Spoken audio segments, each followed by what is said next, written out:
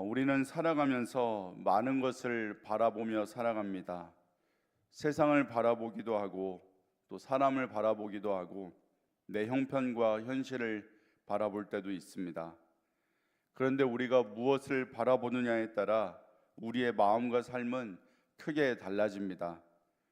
현실만 바라보면 두려움이 커지고 사람만 바라보면 실망하게 됩니다.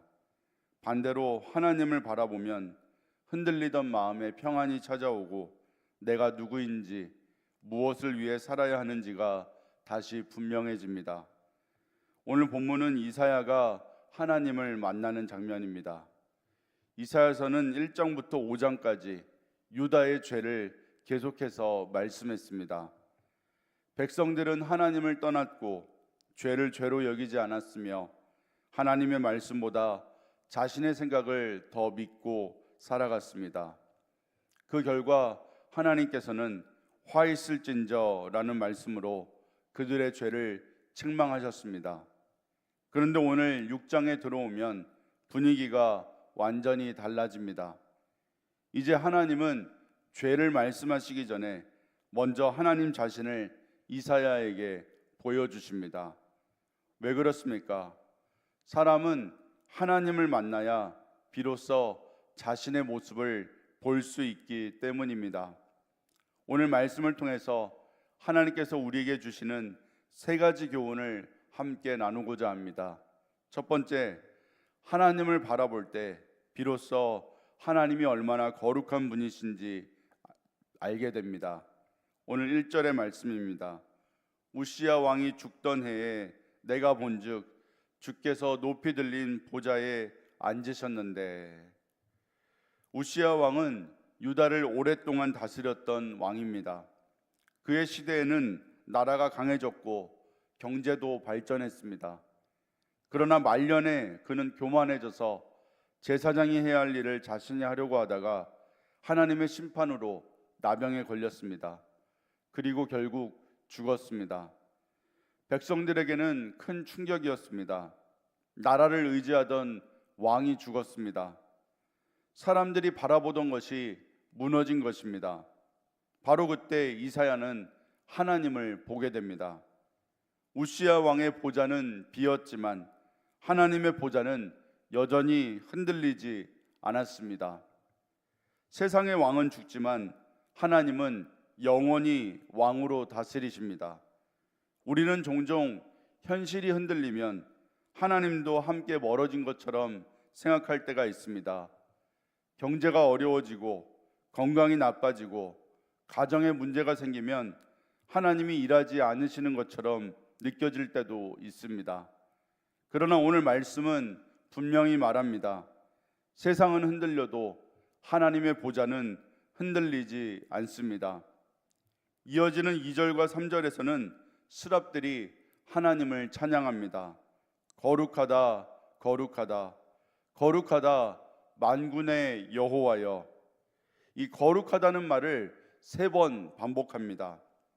히브리어에서는 가장 강조하고 싶은 말을 반복해서 표현합니다. 하나님은 사랑이시지만 성경은 사랑하다, 사랑하다, 사랑하다라고 말하지 않습니다. 그러나 거룩은 3번 반복합니다. 그만큼 하나님의 가장 중요한 성품이 거룩하심이라는 것입니다. 그 거룩함 앞에서 성전 문지방이 흔들리고 성전에는 연기가 가득했습니다. 하나님의 임재가 얼마나 크고 영광스러운지를 보여줍니다. 오늘 우리도 마찬가지입니다. 신앙생활이 무너지는 이유는 세상이 너무 커 보여서가 아니라 하나님이 너무 작아졌기 때문입니다. 하나님을 크게 바라보면 문제는 작아지고 하나님을 잊으면 문제는 점점 커집니다. 그래서 우리는 무엇보다 하나님을 바라보는 시간을 잃지 말아야 합니다. 두 번째, 하나님을 만난 사람은 먼저 자신의 죄를 보게 됩니다. 오늘 5절입니다. 화로다 나여 망하게 되었도다. 참 놀라운 변화입니다. 5장에서는 이사야가 계속해서 화 있을진저라고 외쳤습니다. 죄를 짓는 백성을 향해 6번이나 화를 선포했습니다. 그런데 이제 하나님을 만난 순간 다른 사람에게 화를 외치는 것이 아니라 자기 자신에게 화로다 나여 라고 말합니다. 왜 그렇습니까? 하나님의 거룩함을 보니 다른 사람의 죄보다 자신의 죄가 먼저 보였기 때문입니다. 그는 나는 입술이 부정한 사람입니다 라고 고백합니다. 입술만 더러웠다는 뜻이 아닙니다. 자신의 존재 전체가 하나님 앞에서 죄인이라는 고백입니다. 사람과 비교하면 나는 괜찮아 보일 수 있습니다. 그러나 하나님 앞에 서면 우리 모두는 죄인입니다. 그래서 진짜 은혜를 받은 사람은 다른 사람의 허물을 찾기보다 먼저 자신을 돌아봅니다. 교만한 사람은 항상 다른 사람을 바꾸려고 합니다. 그러나 하나님을 만난 사람은 먼저 자신이 변화되기를 원합니다.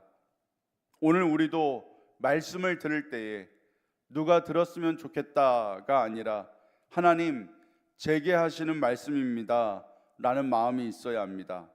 그때 하나님은 우리를 변화시키기 시작하십니다. 마지막 세 번째로 하나님은 죄를 용서하실 뿐만 아니라 사명까지 맡기십니다. 6절부터 8절입니다. 스랍 하나가 제단 숯을 가져와 이사야의 입술에 댑니다. 그리고 말합니다. 내 악이 제하여졌고 내 죄가 사하여졌느니라.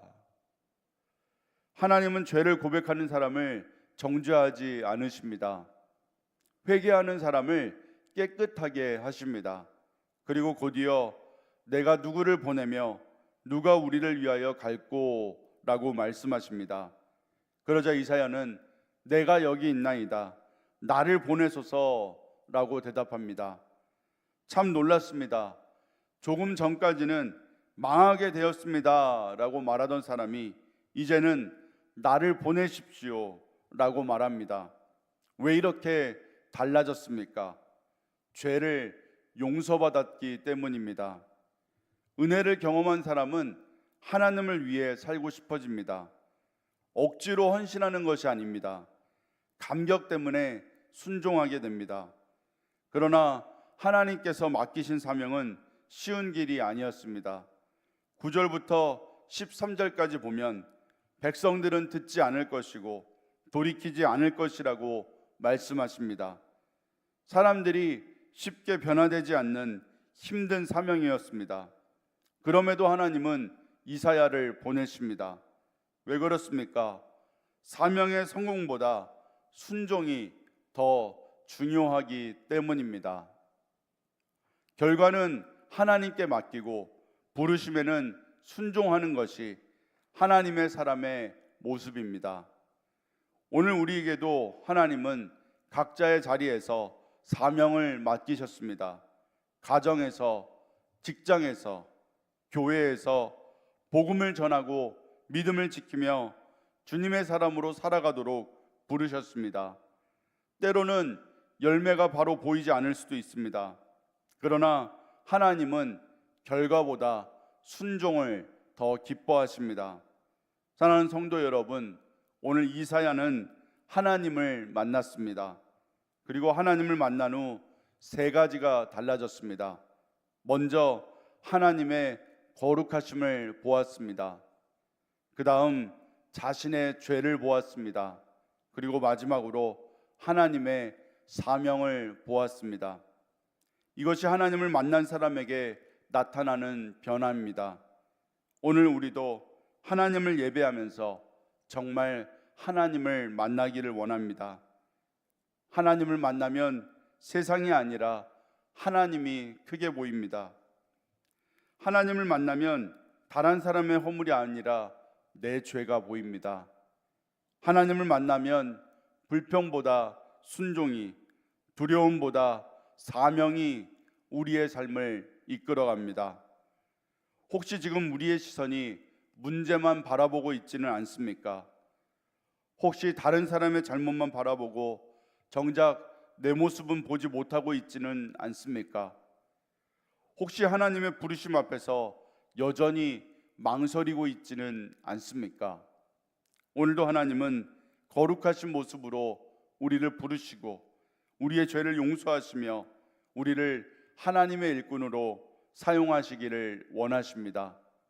그러므로 하나님 앞에 겸손히 나아가 내가 여기 있나이다, 나를 보내소서라고 고백하는 믿음의 사람들이 되시기를 바랍니다.